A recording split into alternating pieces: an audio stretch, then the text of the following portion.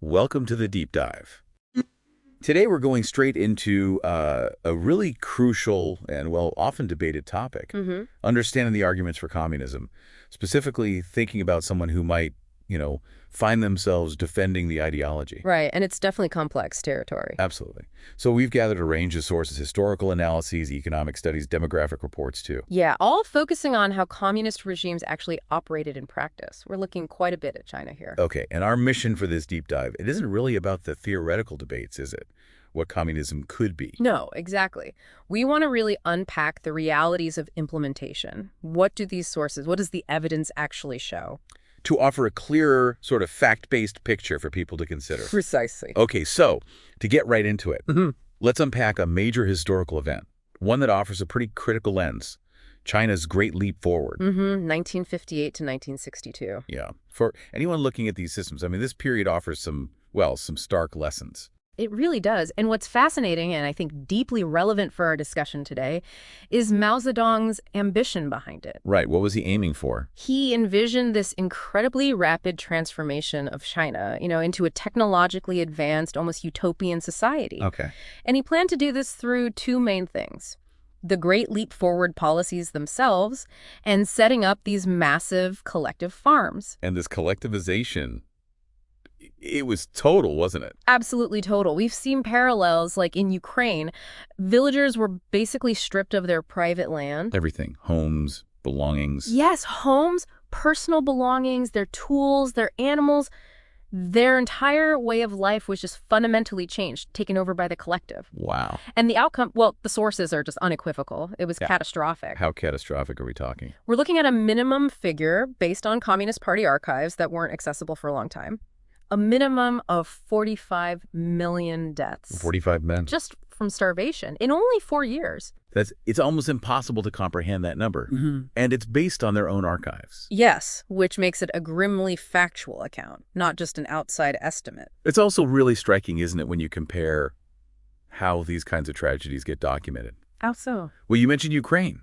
When the Ukrainian Communist Party archives opened up, they found hundreds of horrific photos from the Holodomor. Right, really graphic images, starving children, emaciated bodies, visual evidence that you just can't ignore. Exactly. It leaves a lasting impact. But then you turn to China's Great Leap Forward, an even greater number of deaths, arguably, but the archives contained basically no photographs of the mass starvation itself. It's true. There's this real absence of visual evidence of the famine's victims. And the official explanation for that. Well, the line was often that, party cadres didn't have cameras, China was a poor country. But that doesn't really hold water, does it? Not really, no, because those same archives are actually full of photographs from that exact period. Like what kind of photos? Photos from criminal investigations, documentation of land disputes, things like that, and of course, countless propaganda images. Ah, right. So the state's propaganda machine definitely had cameras. They were producing images constantly. Exactly. Which brings us to this really jarring contrast, doesn't it,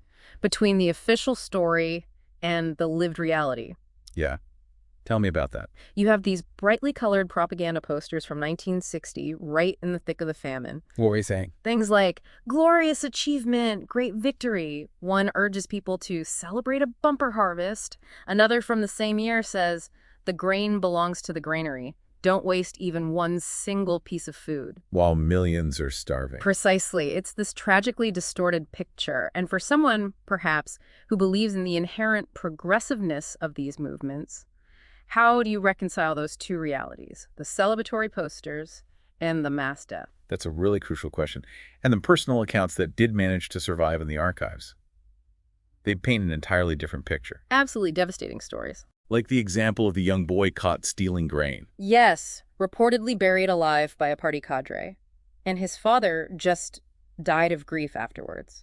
Deeply human tragedies lost in the grand narrative. And then there's the language used in official reports. It's so cold. Chillingly bureaucratic, yeah. Like that police report from Gansu province. What did it say? It just matter-of-factly lists about 50 cases of cannibalism, and it attributes them simply to livelihood issues. Livelihood issues. Yes, it even names individuals. There's one entry. Young Zongsheng, poor farmer, killing and eating his younger brother, Yang Ershen, just stated like that. It's sterile in describing something so horrific. So the lack of photos, the bureaucratic language, It feels like more than just an accident. Was there an effort to erase this? It certainly seems that way, at least in part. During the Cultural Revolution later on, the Red Guards likely destroyed huge amounts of records and visual materials. Why? To protect Mao's image. That seems to be a major motivation, yes. But also, individuals themselves apparently felt pressure, or maybe fear, and destroyed photos they might have had documenting the starvation. So very little visual proof survived. Very little. Though, interestingly, one historian did find a single photograph Oh, really? Where? in his own home county's police investigation files, tucked away. What did it show?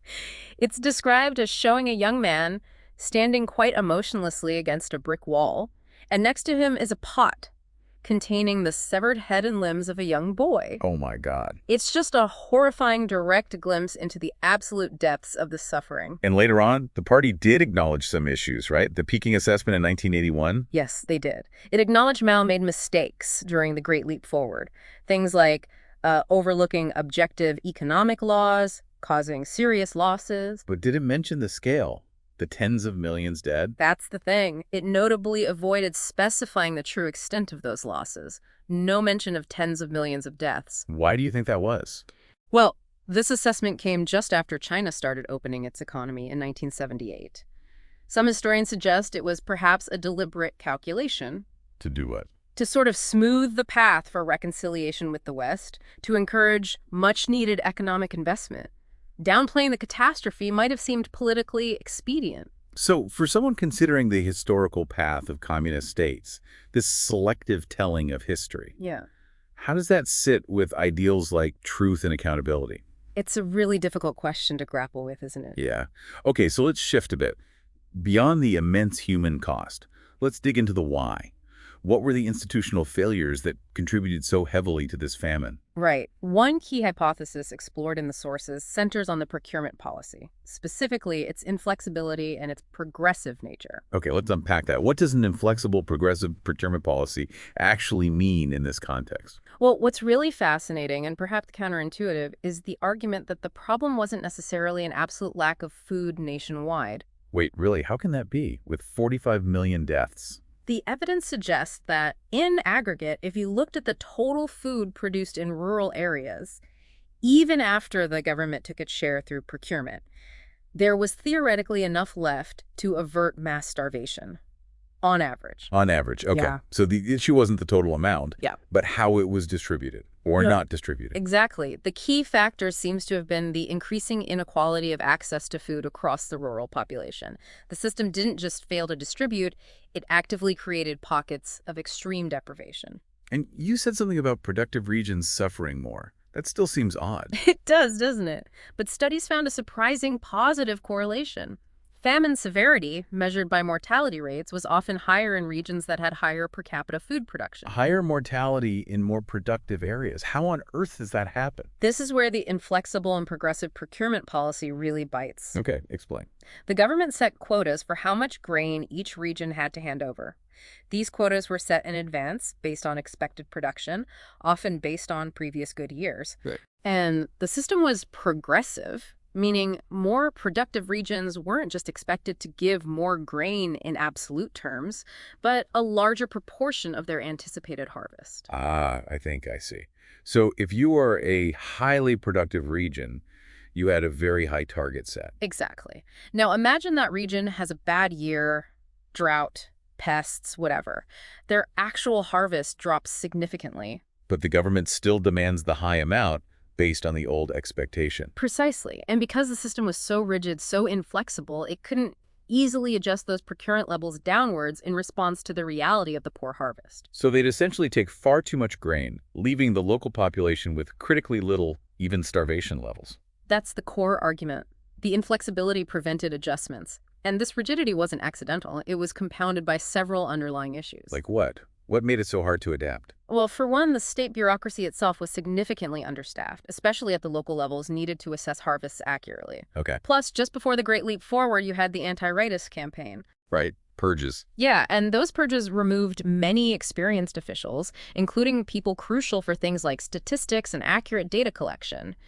So the state's ability to even know what was happening on the ground was weakened. And the political climate must have played a huge role. Absolutely massive. There was intense pressure from the top, from Mao and his inner circle, to report success.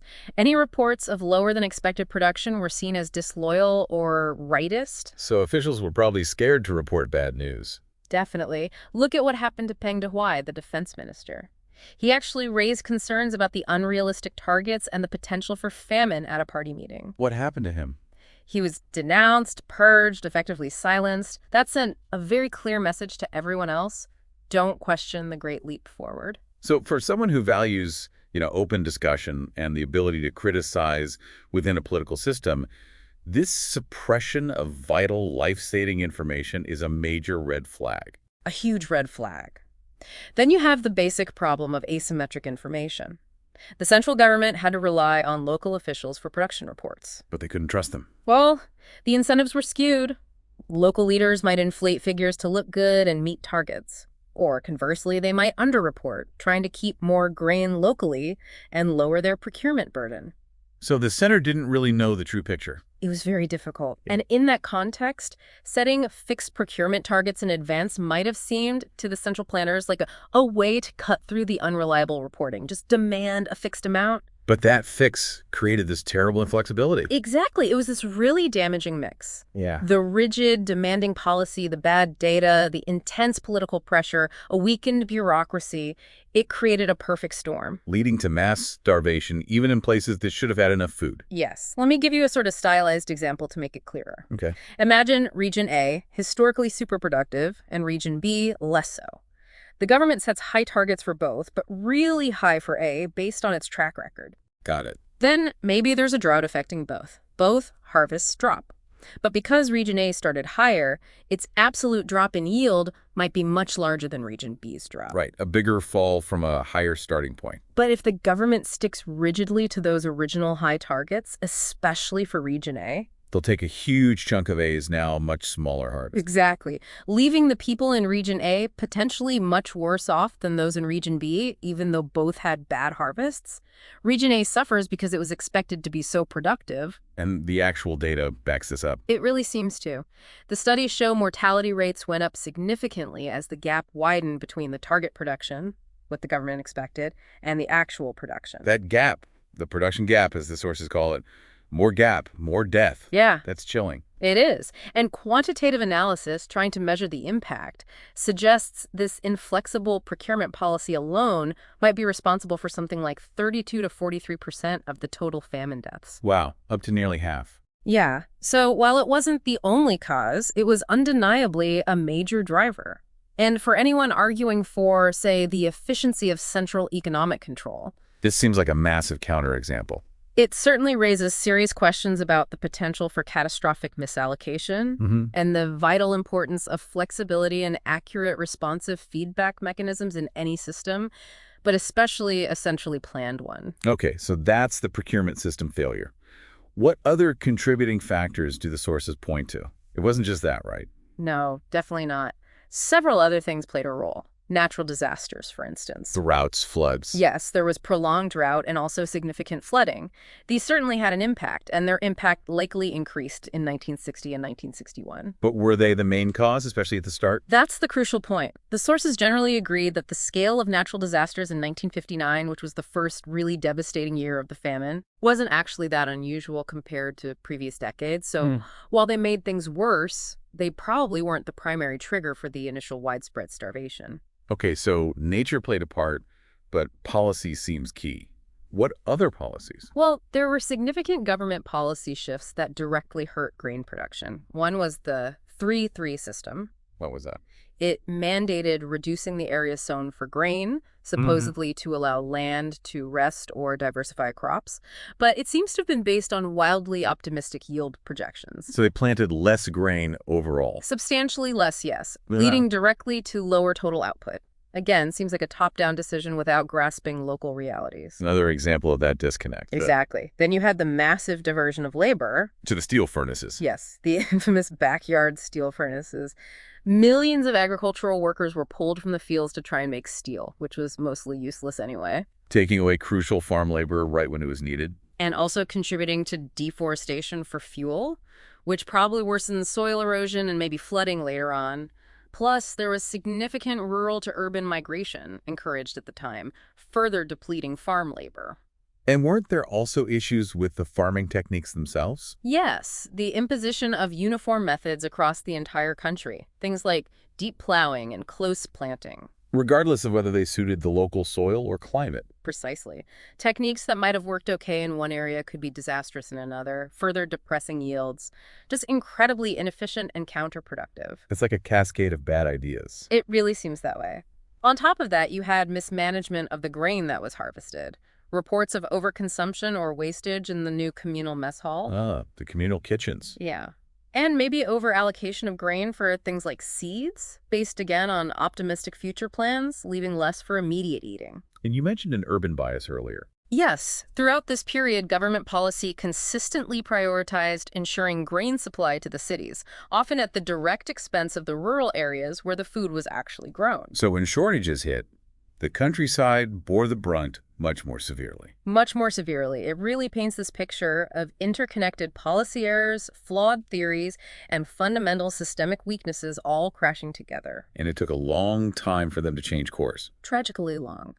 The necessary policy adjustments to really start fixing things, like scaling back collectivization and procurement, weren't implemented in earnest until late 1961. After millions and millions had already died. Exactly. Finally, let's just touch on the demographic consequences, the long-term impact on the population. It was immense. You saw this massive, abrupt fluctuation in fertility. Birth rates just plummeted during the famine years 58 to 62. Across the board. There were regional variations. Some areas in central China, like Anhui and Sichuan, were hit incredibly hard with fertility loss.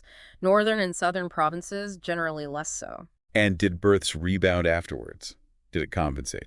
There was some recovery, but the estimates suggest the net fertility loss remained very high. Those missing births were never fully made up. And mortality. The excess deaths. That also varied regionally, but excess mortality occurred in all provinces. The period of higher death rates lasted between 2 and 5 years, depending on the province. What was the peak? 1959 saw it become a nationwide crisis, but 1960 was the absolute peak year for mortality in most provinces. And again, worse in the countryside. Much worse, yes. Yeah. Because, as we said, the cities had relatively guaranteed government supplies, insulating them to some extent. Rural areas bore the full force. To the point where population actually fell. Yes, by 1961, the combination of excess deaths and collapsed birth rates meant most provinces actually experienced negative population growth.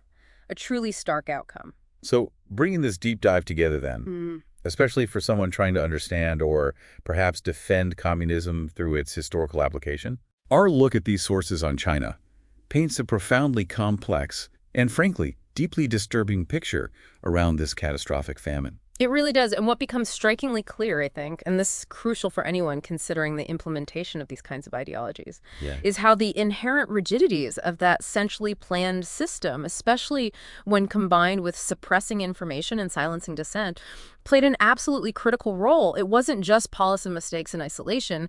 It was the system itself alongside those mistakes. The evidence really highlights that devastating human cost when ideology clashes hard with practical reality. And when those essential feedback mechanisms, being able to say this isn't working or the harvest failed, are stifled or just don't exist. So, considering this sheer scale of suffering, the systemic failures documented so clearly in the sources, it really forces a critical reevaluation, doesn't it? Absolutely. When you look at the theoretical ideals, maybe, of communism, you absolutely have to grapple honestly with these historical outcomes. You have to consider the potential for unintended catastrophic consequences and think hard about the mechanisms needed for any system to be implemented humanely and effectively.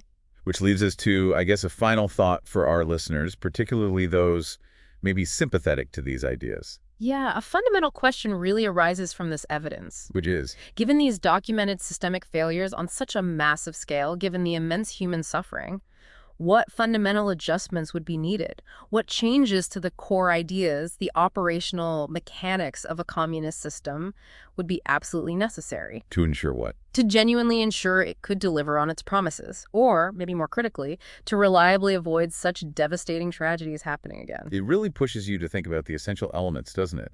Effective ethical governance, sound economic management. And the absolutely indispensable protection of individual freedoms and dissenting voices within any political or economic system. Food for thought, indeed.